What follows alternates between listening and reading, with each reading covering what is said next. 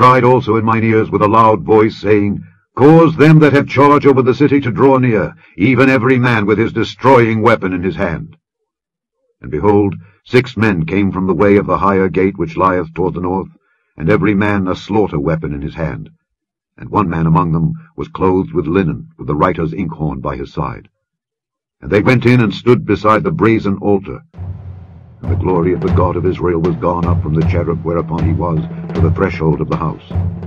And he called to the man clothed with linen, which had the writer's inkhorn by his side. And the Lord said unto him, Go through the midst of the city, through the midst of Jerusalem, and set a mark upon the foreheads of the men that sigh and that cry for all the abominations that be done in the midst thereof. And to the others he said in mine hearing, Go ye after him through the city, and smite.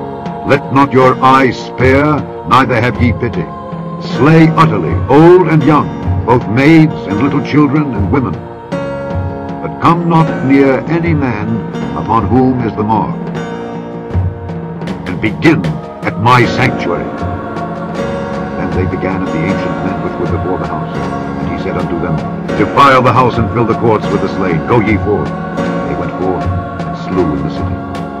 And it came to pass while they were slaying them, and I was left, that I fell upon my face and cried and said, Our Lord God, wilt thou destroy all the residue of Israel in thy pouring out of thy fury upon Jerusalem?